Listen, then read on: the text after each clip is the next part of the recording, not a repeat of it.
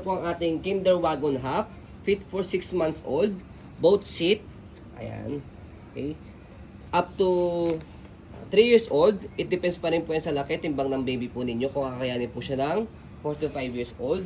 Okay, double seat po ito so mamaya papakita po namin sa inyo. Already sanitized na po ito, pero kung medyo nadudumihan po kayo, pwede nyo pong i-wash. Okay? Detachable ba yan? Wala po siyang faded, wala po siyang discoloration. Okay? So, ito po yung details po niya one by one. So, ito yung kanyang canopy. Ayan. So, color gray, denim gray. Again, wala po siyang faded, walang discoloration. Lockable po yung dalawang side po niya para kung gusto niyo pong fit yung kanyang canopy. Na-extend po yung kanyang canopy. Ayan, meron siyang zipper dito sa side. Ayan, okay. Meron siyang peekaboo na transparent. Okay. And then, kung gusto niyo po ma-adjust yung back seat, okay, yung second seat niya for semi-reclined, may makikita naman po kayo ditong press. Ayan.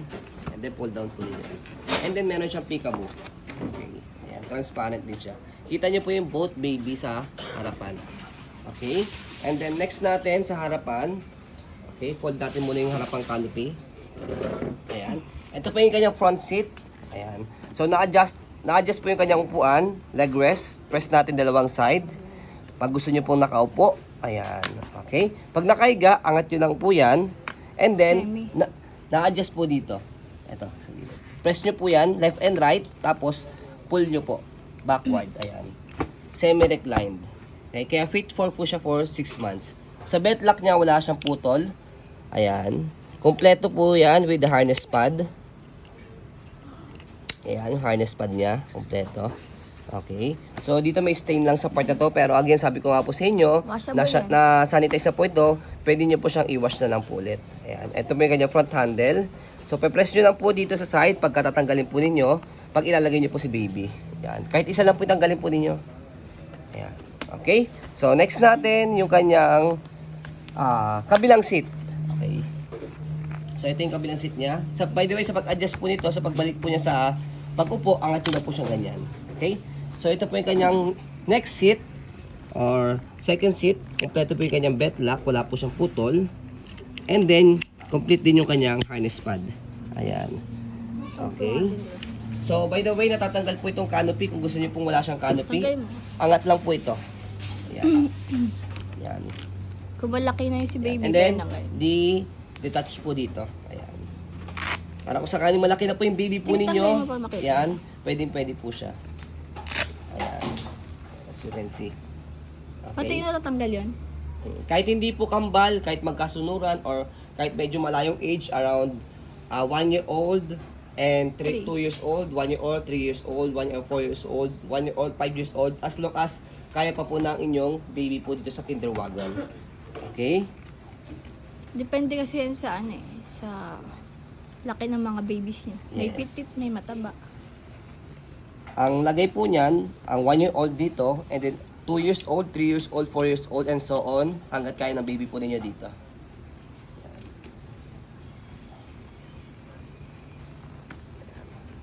Okay.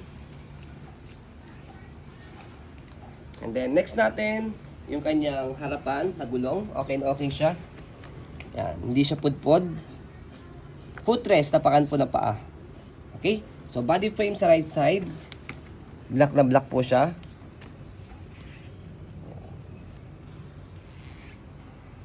Okay. And then, footrest sa back seat. Ayan. Tapakan ng paa. Okay. Okay na okay, Kinder Wagon. So, ito meron lang siyang dikit-dikit dito. Sa tape yan. Sa tape lang to. Natatanggal yan. Okay. So, next natin sa likod. Para kung gusto niyo pong i-adjust for seat po, yung back seat, ito atake nyo lang po ito pataas. Ayan. Para ma-adjust po siya. Okay. Next natin, yung gulong na sa likuran. Okay na okay din. As you can see, hindi siya pudpod. Stopper, naka-cable na po siya. Para isang tapak lang po dito. Ayan. Naka-stop na po siya. Tumutunog.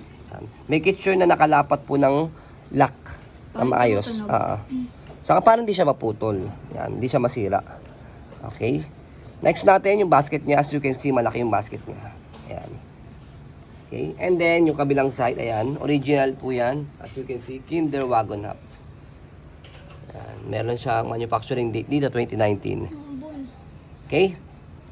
Body frame sa left side, yan po. pag-fold. Tapos yung canopy. Okay, so stroll muna natin para makita nyo po na wala po siyang Dalawang issue. bago ka, no? Ganda. Yes. By the way, Original. ito po yung kanyang handle. Yan, wala pong issue sa handle. And then with previous na po siyang 2 pieces bagbook na heavy duty. So stroll natin para makita po ninyo na wala po siyang issue kapag ginamit. So, semi-lightweight po ito yet heavy duty. Hindi po siya masyadong kabigatan, but heavy duty po siyang gamitin. Yan, okay? Sa pag-fold po sa kanya, napakadali lang. So, sa canopy, fold nyo po muna. Next natin sa likuran. So, itong tapakan na to, angat nyo lang po siya. And then next, ito, may nakalagay naman dyan print ng foot. Tapakan nyo po yan. After that, angat nyo lang po ulit po ito. Magbebenda siya. And then, fold nyo po siya. Yan, alto na maambon. Maambon. Yan. Okay, and then compress nyo po siya. Meron siyang lock dito sa gilid. Ayan. Okay? And then stopper nyo lang para hindi siya mandar. And then set aside nyo na po siya. Ayan. So sa pag-open, napakadali lang din. Tatanggalin lang yung lock sa gilid. And then buka. Pag nabuka nyo na po siya, tapakan nyo lang po ito. Pag nag-stretch out na po siya, so pwede nyo na po siyang gamitin. Okay? So ayan pong ating Kinder Wagon Hub, fit for 6 months old. So, as you can see, ayan, very details po kami sa akin pong pag-video. Another information po, which is normal naman po sa mga pre-lab, meron lang po siyang rust lang po dito. Yan. Okay, dyan lang naman. Kaya pwede pa rin po ito sa mga masiselang buyers po. At least wala siyang sira sa mechanism. Yes, opo. All in all, perfect po yung kanyang condition sa paggamit, sa mechanism. Ayan. Wala dito. Pero damage, wala po siya. So yun po, maraming salamat. No refund, no exchange po kami as you can see sa video. Have a nice day and God bless po.